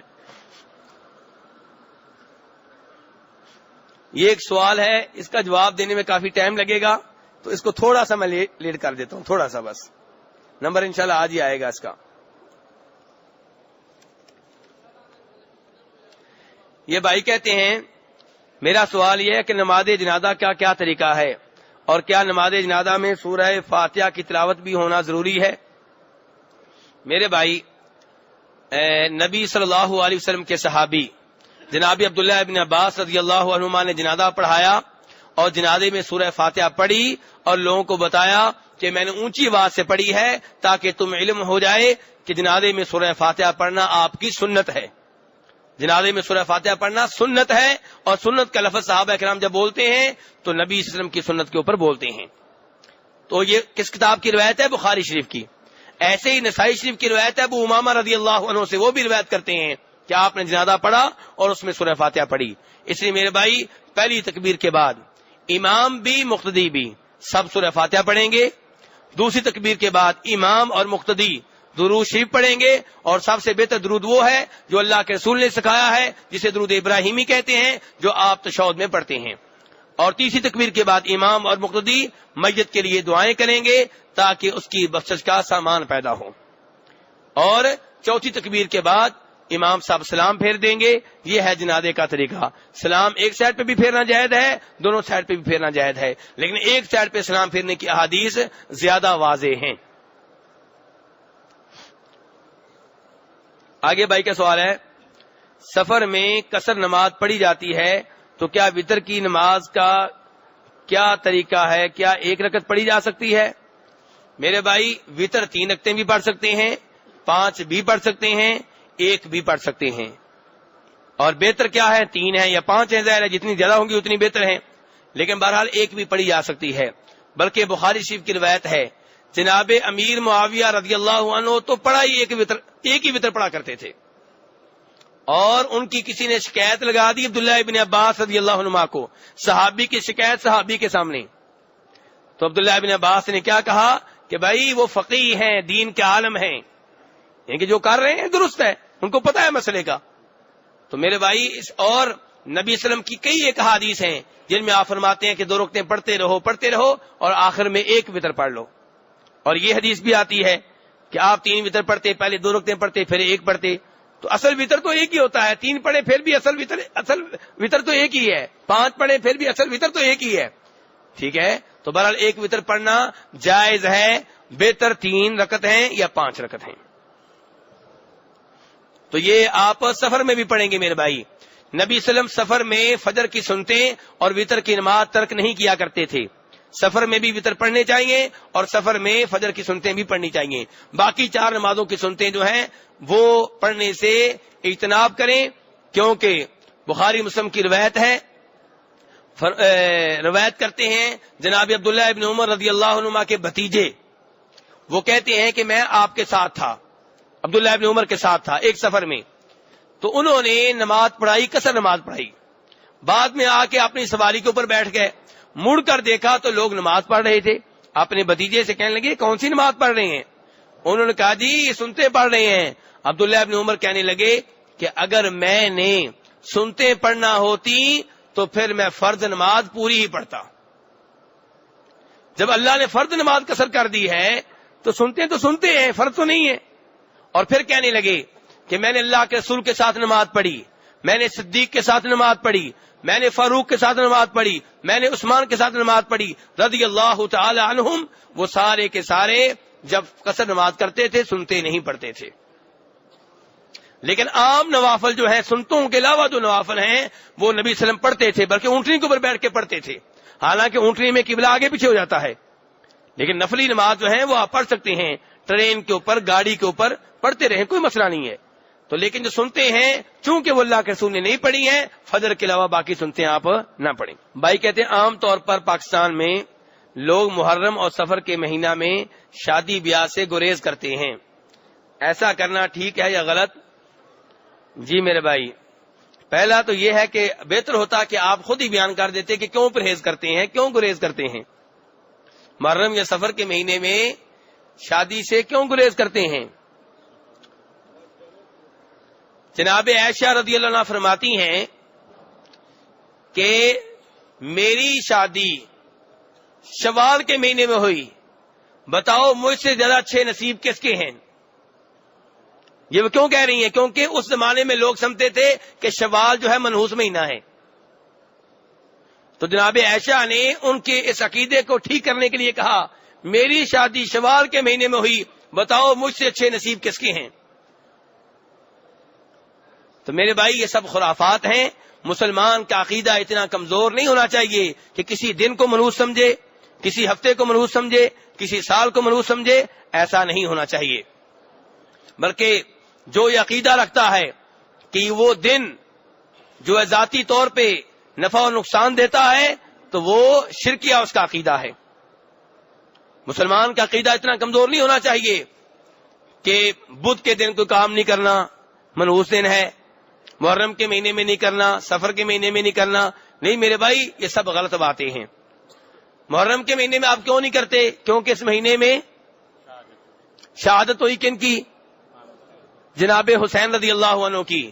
یہ جو آپ نے لفظ بولا ہے اس کی اصلاح بعد میں کروں گا میں، ٹھیک ہے؟ جناب حسین رضی اللہ عنہ، ٹھیک ہے؟ تو ربیع الاول کے مہینے میں شادی کیوں نہیں کریں گے؟ نہیں کرنی چاہیے، اللہ کے رسول فوت ہوئے ہیں، اور اللہ کے رسول کو بھی تو زہر دیا گیا تھا، یہودیوں نے زہر دیا تھا اور اس کا اثر باقی رہا. جب آپ فوت ہونے لگے تو زہر کے اثرات کو آپ محسوس کر رہے تھے، اس لیے کئی علماء کرام نے وعدے کیا کہ آپ شہادت کی موت فوت ہوئے ہیں. تو اللہ کے رسول شہید بھی ہو گئے اور نبی بھی ہیں ہمارے، تو پھر ربیع الاول کے مہینے میں بھی شادی نہیں کرنی چاہیے. اور باقی کتنے مہینے رہ گئے؟ 9-10 رہ گئے. ہمارے نبی کتنے ہیں میرے بھائی؟ پہلے مجھے یہ بتائیں. 1 لاکھ سے زائد. اور صحابہ کرام کتنے ہیں؟ 2 لاکھ لوگ ہیں. اور دن کتنے ہمارے پاس؟ 360 65. ہر دن ایک نبی نہیں کئی نبی فوت ہوئے ہیں، ہر دن ایک صحابی نہیں کئی صحابی فوت ہوئے ہیں. بتاؤ کدھر جاؤ گے؟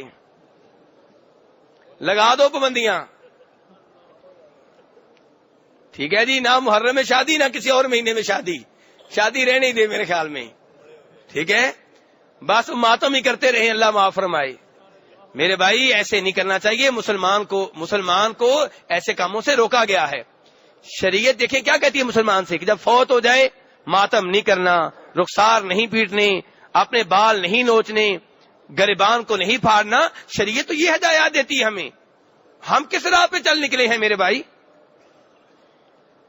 تو اس لیے میرے بھائی محرم کے مہینے میں شادیاں کریں کوئی مسئلہ نہیں، سفر کے مہینے میں شادیاں کریں کوئی مسئلہ نہیں. بلکہ فرمایا نبی صلی اللہ علیہ وسلم نے اسلام میں کوئی سفر نہیں ہے، یعنی کہ یہ جو سفر کے مہینے کے بارے میں عقیدہ ہے یہ غلط ہے، اسلام میں اس کی کوئی حیثیت نہیں ہے. میرے بھائی یہ کافروں کا کام تھا. وہ موسیٰ علیہ السلام سے کہا کرتے تھے، پڑھیے قرآن پاک، پڑھیے سورہ اعراف، وہ کہا کرتے تھے ہمارے اوپر جتنی مصیبتیں آتی ہیں موسیٰ تجھ کی وجہ سے آتی ہیں، تو منحوس ہے، نعوذ باللہ من ذالک. اور کہتے تھے جو اچھی چیزیں ہیں ہماری وجہ سے ہیں. میرے بھائی یہ عقیدہ تو کافروں کا ہے، مسلمانوں کے ایسے عقائد نہیں ہوا کرتے کہ گھر سے باہر نکلے کالی بلی نظر آ گئی آج کاروبار کے لیے نہیں جانا،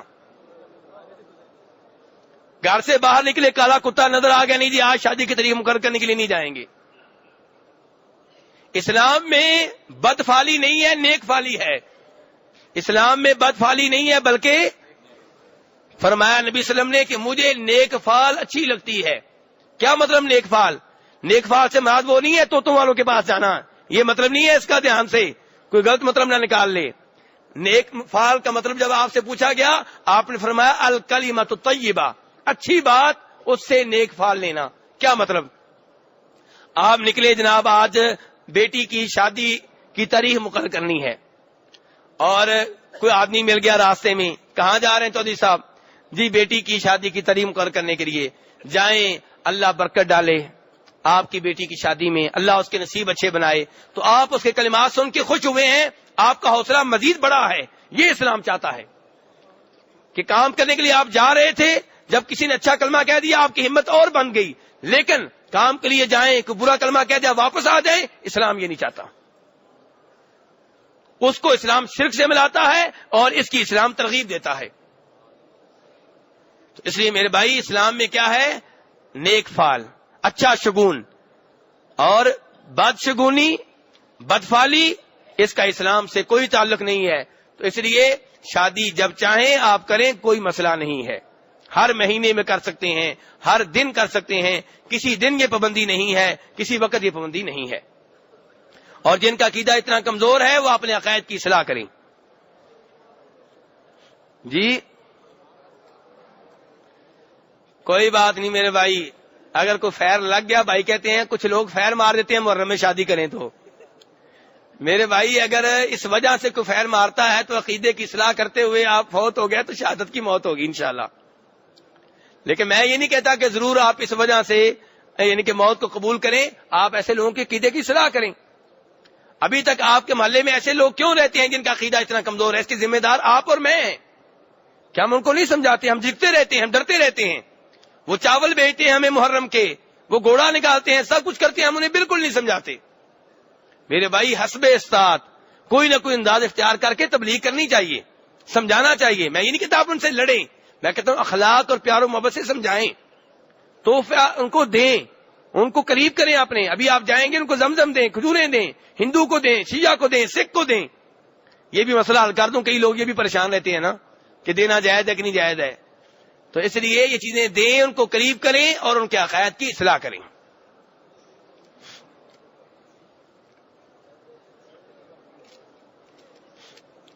یہ بھائی کا بڑا لمبا سوال ہے. بھائی کا لمبا سوال پڑھوں کہ نہ پڑھوں یا نتیجہ ہی بتا دوں؟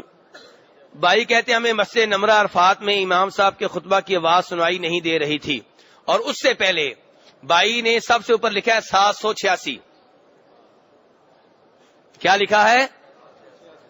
یہ 786 کیا چیز ہے میرے بھائی؟ بسم اللہ الرحمن الرحیم، اللہ المستعان. اللہ معاف فرمائے ہمیں، اللہ ہمیں ہدایت دے. دیکھیں یہ ہے جس میں ہم واقع ہو چکے ہیں. یہ ہے قرآن کی بسم اللہ کی توہین. بھائی نے جان بوجھ کے نہیں کی، بھائی ناراض نہ ہو میرے اوپر، لیکن میں نے اس کو موقع غنیمت جانا ہے لوگوں کی اصلاح کے لیے. میرے بھائی نبی صلی اللہ علیہ وسلم اللہ سے ہم سے زیادہ ڈرنے والے تھے یا کم؟ ہم سے کہیں زیادہ. اور شریعت کا علم زیادہ آپ کے پاس تھا کہ ہمارے پاس؟ ہمارے اور آپ کے علم کا کوئی مقابلہ ہی نہیں ہے. ایسے ہی ہے نا. آج لوگ کہتے ہیں جی بسم اللہ ایسے نہیں لکھتے کہ لکھیں گے تو کیا ہوگا؟ بے حرمتی ہو جائے گی جناب. کوئی پھینک دے گا، کوئی یہ کرے گا. نبی صلی اللہ علیہ وسلم نے تو روم کے بادشاہ کو لیٹر لکھا، اس میں بھی بسم اللہ لکھی ہوئی تھی. اس کافر کو لکھا، اور جس نے آپ کا لیٹر نامہ، آپ کا نامہ جو ہے، آپ کا لیٹر جو پھاڑ دیا تھا، اس کو بھی بسم اللہ لکھی تھی آپ نے. میرے بھائی اگر کوئی توہین کرتا ہے، بے حرمتی کرتا ہے تو وہ ذمہ دار ہے، لیکن یہ جو آپ کر رہے ہیں اس کا کون ذمہ دار ہے؟ اس کے آپ خود ذمہ دار ہیں. میرے بھائی یہ ہند سے بسم اللہ کا متبادل کیسے ہو سکتے ہیں؟ پھر تو پورے قرآن پاک کو ایسے بنا دو تاکہ اس کی بے حرمتی نہ ہو. ہر آیت کے نمبر بنا دو اور وہ لے کے پھرتے رہیں گے، اسی کو پڑھتے رہیں گے. میرے بھائی نہیں، یہ کام چھوڑ دیں. بسم اللہ کی جگہ بسم اللہ لکھا کریں. اور جب پیارے نبی صلی اللہ علیہ وسلم کا نام لکھیں تو سواد نہ لکھا کریں. کیا لکھا کریں؟ صلی اللہ علیہ وسلم لکھا کریں. سارا کچھ آپ لکھتے رہتے ہیں، صلی اللہ علیہ وسلم لکھتے ہوئے کیوں تھک جاتے ہیں بھائی؟ کیوں سیاہی ختم ہو جاتی ہے؟ کیوں کاغذ کم پڑ جاتا ہے؟ پورا لکھیں صلی اللہ علیہ وسلم۔ تو بہرحال بھائی کہتے ہیں ہمیں مسجد نمرہ عرفات میں امام صاحب کے خطبے کی آواز سنائی نہیں دے رہی تھی، ہمیں مکہ میں 15 دن سے زائد ہو چکے تھے۔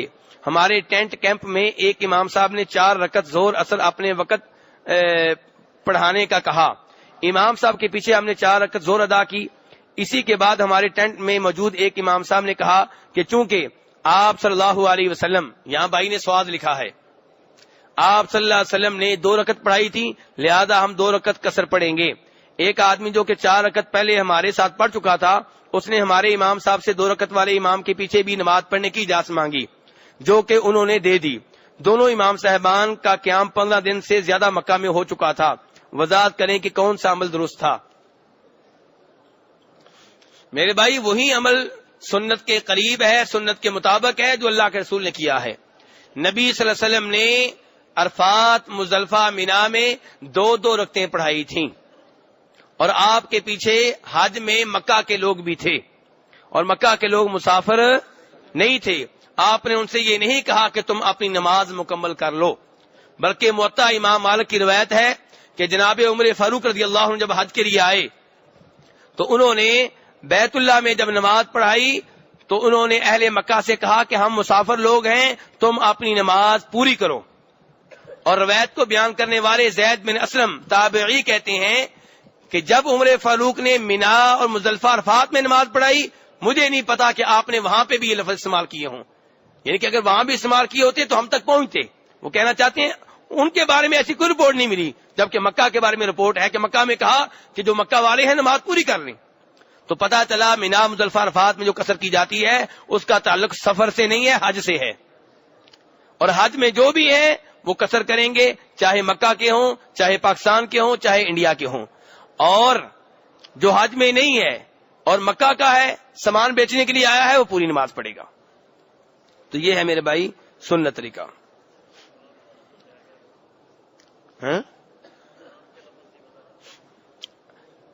میرے بھائی یہ جب جناب حسین رضی اللہ عنہ کا نام آیا تھا تو میرے پاس ایک ہمارے محترم بزرگ بیٹھے ہوئے ہیں، انہوں نے کہا تھا امام حسین۔ یہ امام حسین کہنے پہ شاید آپ کو اعتراض نہ ہو، مجھے اعتراض ہے، لیکن پوری بات سمجھ لیں، پوری بات سن لیں میری۔ مسئلہ یہ ہے کہ اگر آپ جناب حسین کو امام کہتے ہیں تو ابو بکر صدیق کو امام کیوں نہیں کہتے؟ کیا کبھی آپ نے کہا امام ابو بکر رضی اللہ عنہ؟ کیا کبھی آپ نے کہا امام فاروق؟ کیا کبھی آپ نے کہا امام عثمان؟ لیکن جناب علی کا نام آتا ہے تو آپ کہتے ہیں امام علی، جناب حسین کا نام آتا ہے آپ کہتے ہیں امام حسین، جناب حسن کا نام آتا ہے آپ کہتے ہیں امام حسن۔ یہ فرق کیوں ہے؟ اس کے پیچھے کون ہے؟ یہ آپ نہیں جانتے، یہ آپ نہیں جانتے اس کے پیچھے کون سا عقیدہ ہے۔ اس کے پیچھے وہ عقیدہ ہے جو یہ کہتا ہے کہ خلافت کے حقدار سب سے پہلے جناب علی تھے، اور اس کے بعد جناب حسن، اس کے بعد حسین، اور یہ ابو بکر، عمر فاروق اور عثمان یہ سب خلافت کے حقدار نہیں تھے، اس لیے وہ کہتے ہیں امام علی، امام حسن، امام حسین۔ ابو بکر چونکہ خلافت کے حقدار نہیں ہے، وہاں پہ امام کا لفظ استعمال نہیں کرتے۔ میرے بھائی دیکھیں، یہاں وہ امام کا مطلب یہ نہیں لے رہے کہ مسجد کا مولوی صاحب، یہاں امام کا مطلب ہے امام وقت، جو حدیثوں میں آتا ہے امام کا لفظ، اور اس کا مطلب ہوتا ہے امام، پوری قوم کا امام، پیشوا، خلیفہ، حکمران۔ تو میرے بھائی یہ لفظ اس معنی میں ہے یہاں پہ، اس لیے اگر بولنا ہے تو سب کے ساتھ بولیں، مجھے کوئی اعتراض نہیں ہے۔ جناب حسین سر آنکھوں پہ، ان کا بہت مقام ہے، ان سے محبت ہمارے ایمان کا حصہ ہے، جنت کے نوجوانوں کے سردار ہیں، اور دوسرے لوگوں کی طرح ہم بھی ان سے بہت زیادہ محبت کرتے ہیں۔ لیکن جہاں تک معاملہ ہے خلافت کا، تو خلافت کے پہلے حقدار کون ہے؟ جناب صدیق، دوسرے نمبر پہ فاروق، تیسرے نمبر پہ جناب عثمان، چوتھے نمبر پہ جناب علی، پانچویں نمبر پہ جناب حسن، اور چھٹے نمبر پہ جناب امیر معاویہ رضی اللہ تعالی عنہ۔ یہ ترتیب ہے میرے بھائی۔ تو اس لیے یہ امام کا لفظ سوچ سمجھ کے استعمال کیا کریں۔ ہم پروپگنڈے کا شکار ہو چکے ہیں، ہمیں نہیں پتا کہ یہ فرق کیوں کیا جاتا ہے، ہم کر رہے ہیں۔ یہ بھائی کہتے ہیں میں ایک بیمار آدمی ہوں، میرے کمرے میں 5 حاجی صاحبان رہتے ہیں جو کہ مجھے جان بوجھ کر ٹینشن دیتے رہتے ہیں، میں کیا کروں؟ اور بھائی کہتے ہیں میں فالج کا مریض ہوں۔ میرے بھائی ہنسنے والی بات نہیں ہے، معذرت کے ساتھ ہنسنے والی بات نہیں ہے۔ میرے لیے یہ بڑی افسوسناک بات ہے کہ ساتھ رہنے والے بھی حاجی ہیں اور یہ بھی بھائی حاجی ہے۔ کہاں گئے کبوتروں کا خیال رکھنے والے؟ میں اسی لیے مجھے افسوس ہوتا ہے، کبوتروں کو تو دانا دیتے ہیں جن کے بارے میں شریعت نے ہمیں نہیں کہا کہ کبوتروں کے سامنے دانا ڈالو۔ ہاں کوئی کبوتر فوت ہو رہا ہو تو آپ بچائیں، اسے پانی دیں، دانا ڈالیں۔ عام طور پہ ان کی خوراک کیا ہے؟ جو ہمارا بچہ کچا ہو۔ میں اسی لیے کہتا ہوں کہ کبوتروں کو دانا ڈالنے میں ہم شیر ہیں، ڈیر لگے ہوئے ہیں، گندم ضائع ہو رہی ہے، حکومت روزانہ صاف کرتی ہے، اس میں مٹی داخل ہو جاتی ہے، نہ پرندے اس کو کھا سکتے ہیں نہ انسان، لیکن ساتھ والا حاجی اس سے ہم حساب کتاب کرتے ہیں آدھے ریال کا بھی، اس سے لڑتے ہیں 1 ریال کی خاطر۔ کیا ہم نے کل کٹھے کھانا کھایا تھا، تو نے ابھی تک مجھے ریال نہیں دیا؟ وہاں پہ کنجوس بن جاتے ہیں، کبوتروں کی باری سخی۔ یہی صورتحال یہاں پہ ہے کہ مدینہ کے کبوتروں سے پیار کرنے کے لیے تیار ہیں، اور یہ جو مسلمان ہے کیا اس کا مقام آپ کے خیال میں مسلمان سے نیچے ہے؟ اللہ کی قسم اس مسلمان کا مقام ان کبوتروں سے کہیں زیادہ ہے۔ بلکہ رسول اکرم صلی اللہ علیہ وسلم نے تو بیت اللہ کو مخاطب کر کے کہا تھا، بیت اللہ تیری حرمت بہت زیادہ ہے، لیکن مسلمان کی مومن کی حرمت بیت اللہ تو اس سے بھی زیادہ ہے۔ اور آپ نے فرمایا تھا اللہ کی قسم وہ مومن نہیں ہے، وہ مومن نہیں ہے، وہ مومن نہیں ہے جس کے پڑوسی اس کی شرارتوں سے محفوظ نہیں ہے۔ اور آپ نے فرمایا تھا المسلم من سلم المسلمون من لسانه ويده، مسلمان وہ ہے جس کی زبان اور جس کی ہاتھ کی تکلیفوں سے دوسرے مسلمان محفوظ رہیں۔ دوسروں کے اوپر روب ڈال کے رکھنا یہ بہادری نہیں ہے، دوسروں کو برا بھلا کہتے رہنا یہ بہادری نہیں ہے، اور یہ کہنا میں نے اسے بڑی سنائی ہے یہ بہادری نہیں ہے۔ بہادری ہے دوسرے کی سن کے صبر کرنا، صبر کرنے میں بہادری ہے، غصہ پی جانے میں بہادری ہے۔ تو برائے میرے بھائی آپ کے پڑوسی مسلمان ہیں، حاجی ہیں، مسافر ہیں، ان کی خدمت کریں۔ اگر وہ غریب ہے اس کو مفت کھانا کھلائیں، اگر بوڑھا ہے اس کو دبائیں، اس سے تعاون کریں، حج کا ثواب صحیح معنوں میں کمائیں، اور دوسرے حاجوں کو تنگ کر کے حج کا ثواب ضائع نہ کریں۔ جی جی، اور بھائی نے بتایا کہ وہ مریض ہے۔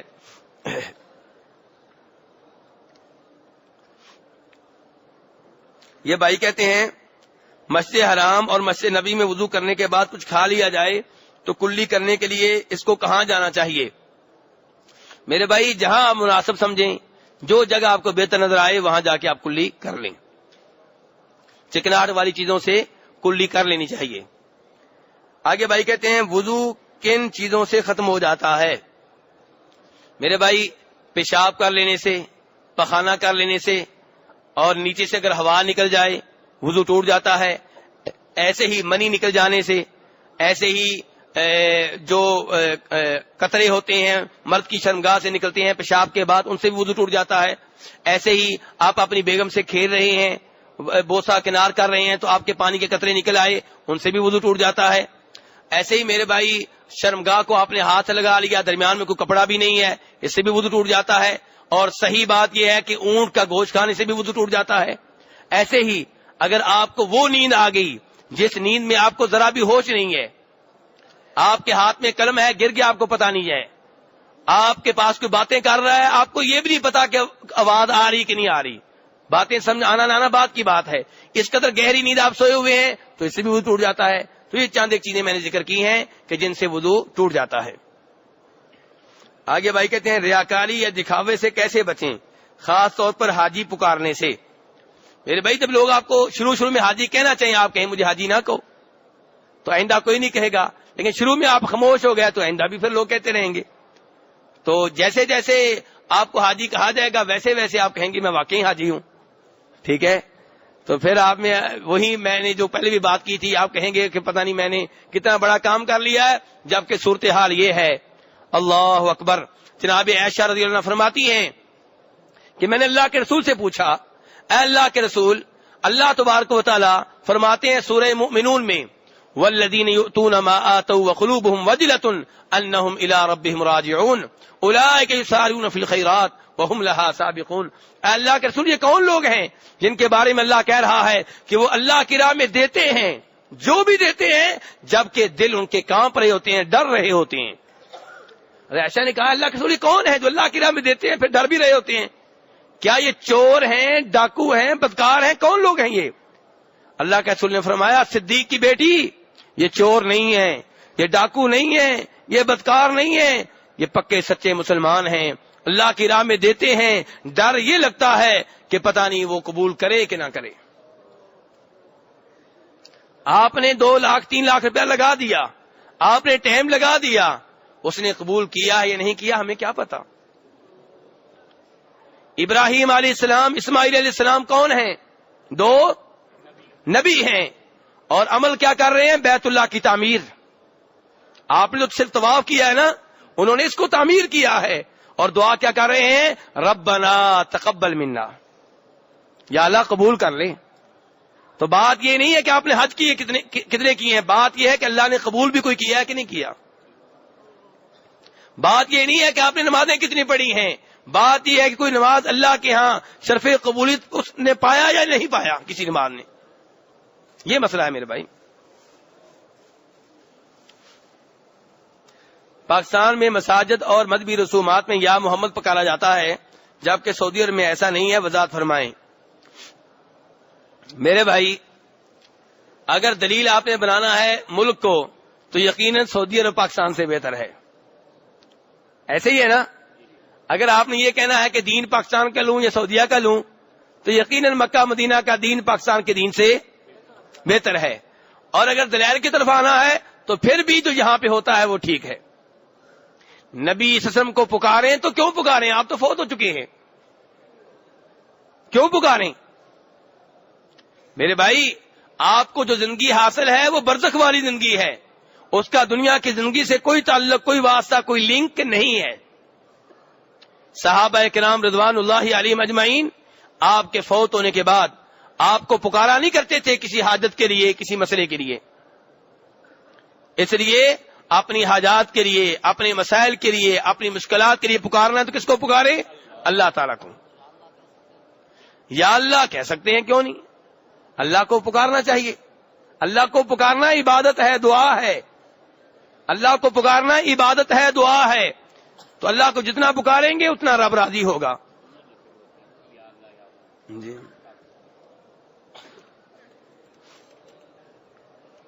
بھائی کہتے ہیں کیا مرد اور عورت کی نماز میں فرق ہے؟ یہ بھائی کو جگہ دیں، یہ روزہ افطاری کے لیے دسترخوان لگانا چاہتے ہیں، یہ سنتے ہیں آپ یہاں سے سیکھ کر جائیں۔ بس آپ کو وہ باتیں بتائی جاتی ہیں جو چند ایک غلط لوگ یہاں پہ کر لیتے ہیں، اور آپ کے سامنے منفی پروپیگنڈا کیا جاتا ہے سعودی عرب کے بارے میں۔ یہ دیکھیں نماز کسوف آپ نے پڑھی تو یہاں پہ پڑھی، تحیت المسجد کی پابندی جیسے یہاں کے لوگ کرتے ہیں آپ کے وہاں کے لوگ نہیں کرتے، نفلی روزوں کا اہتمام جتنا یہاں پہ ہوتا ہے وہاں پہ نہیں ہوتا۔ یہ چیزیں بھی لے کر جائیں، ان کو پھیلائیں۔ تو بھائی کا سوال یہ کیا مرد عورت کی نماز میں فرق ہے؟ میرے بھائی ایک ہے وہ چیز جو نماز سے پہلے ہے، لباس، نماز کہاں پڑھی جائے، ایسے مسائل میں مرد عورت میں فرق ہے۔ لیکن نماز جو شروع ہو جاتی ہے اللہ اکبر سے اور جس کا اختتام ہوتا ہے السلام علیکم ورحمۃ اللہ پر، اس نماز کے طریقہ میں مردوں عورتوں میں کوئی فرق نہیں ہے۔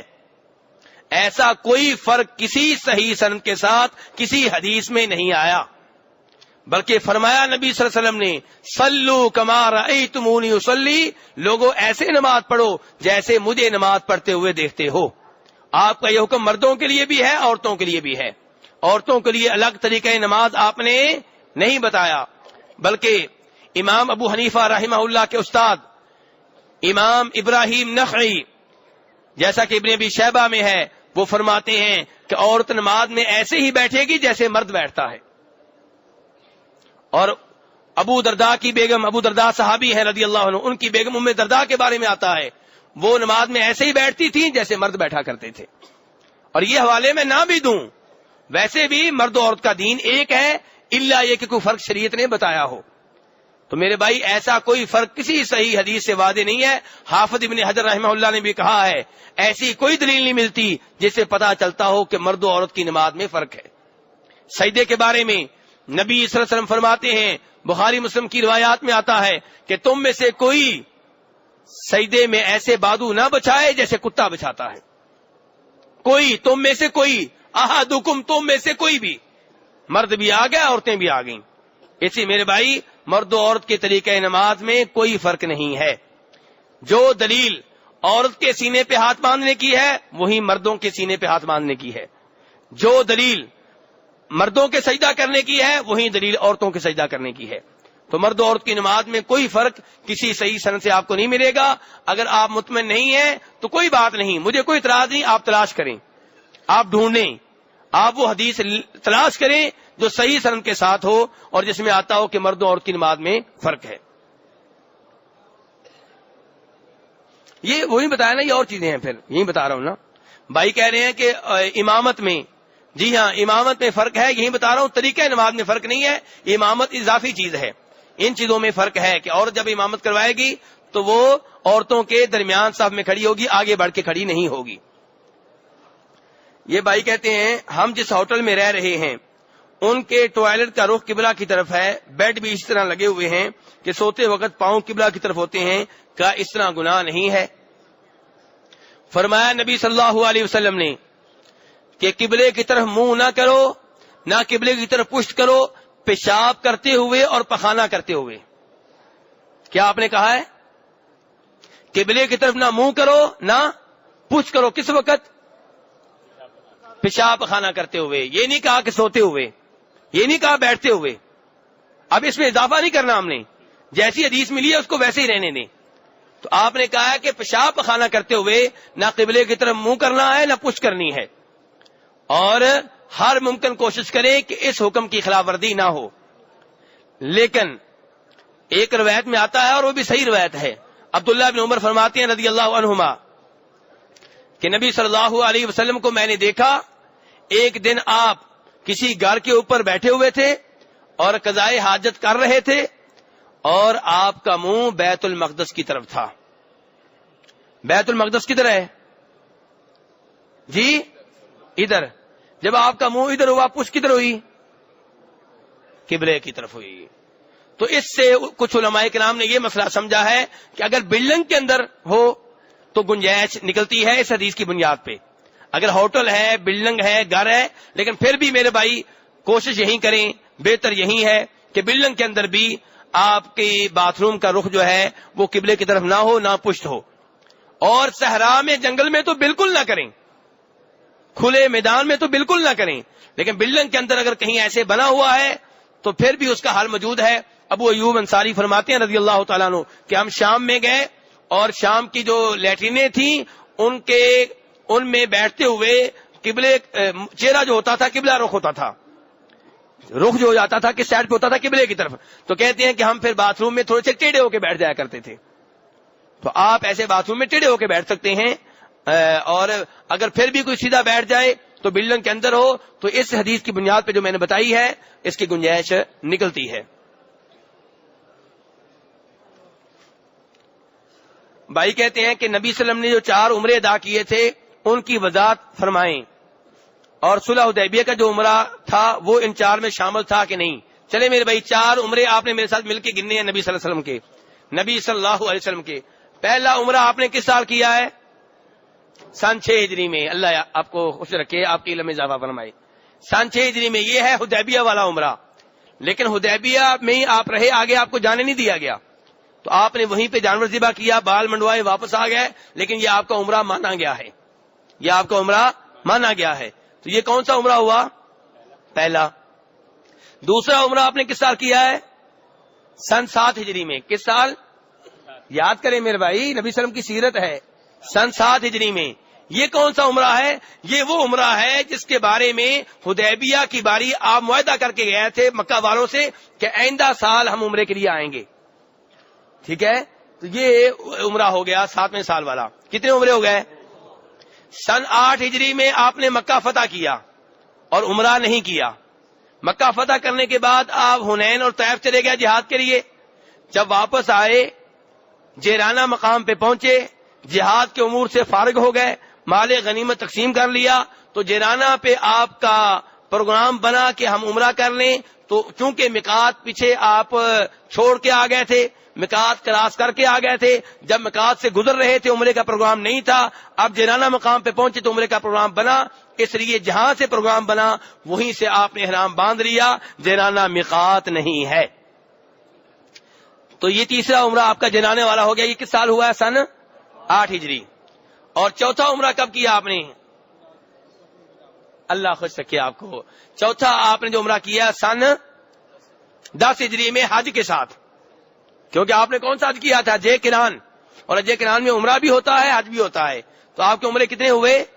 4 عمرے ہوئے.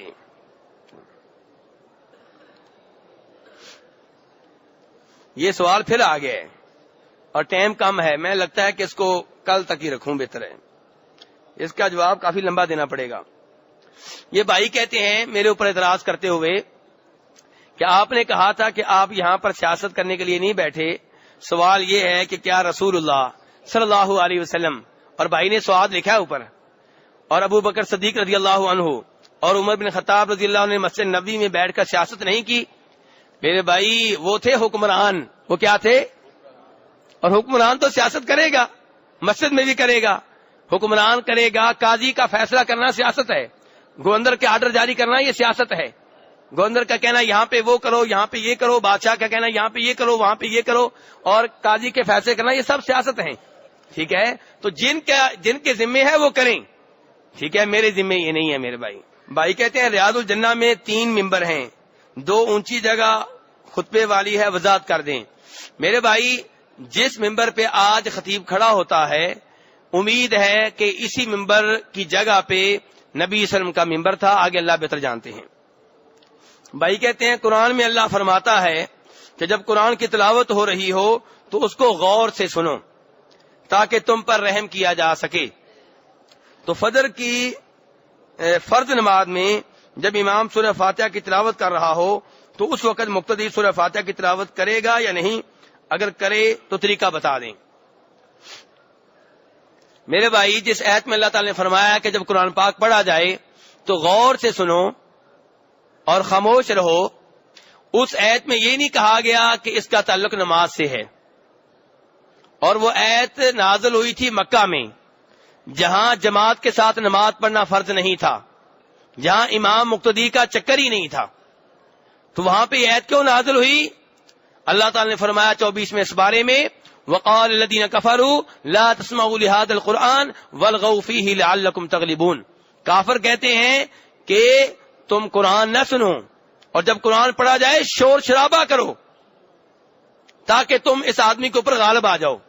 اللہ نے کہا جب قرآن پڑھا جائے تو غور سے سنو، خاموش رہو تاکہ تمہارے اوپر رب کی رحمتیں نازل ہوں. یہ اس کا جواب ہے. تو قرآن پاک کی تلاوت کی جائے، شور شرابہ کرنا جائز نہیں ہے. لیکن جب قرآن پاک کی تلاوت ہو رہی ہو تو دوسرا بھی تلاوت کر سکتا ہے. مسجدوں میں جب بچے حفظ کرتے ہیں یا بڑے لوگ بھی حفظ کرتے ہیں، سارے تلاوت کر رہے ہوتے ہیں کہ نہیں کر رہے ہوتے؟ رمضان کے مہینے میں فجر کی نماز کے بعد جس مسجد میں بھی چلے جائیں سارے اونچی اونچی تلاوت کر رہے ہوتے ہیں. کوئی نہیں کہتا بھلے مانسو ایک آدمی تلاوت کر رہا ہے، باقیوں کو خاموش رہنا چاہیے. تو اس آیت کا یہ مطلب نہیں ہے کہ قرآن پڑھا جائے تو آپ قرآن بھی نہیں پڑھ سکتے. البتہ یہ بات حدیث سے ثابت ہے کہ جب امام تلاوت کر رہا ہو تو اس کے پیچھے تلاوت نہیں کرنی چاہیے سوائے سورہ فاتحہ کے. یہ کس سے ثابت ہے؟ حدیث شریف سے. حدیث شریف سے ثابت ہے کہ جب امام قرآن پاک کی تلاوت کرے تو اس کے پیچھے تلاوت نہ کرو سوائے سورہ فاتحہ کے، کیونکہ سورہ فاتحہ کے بغیر نماز نہیں ہوتی.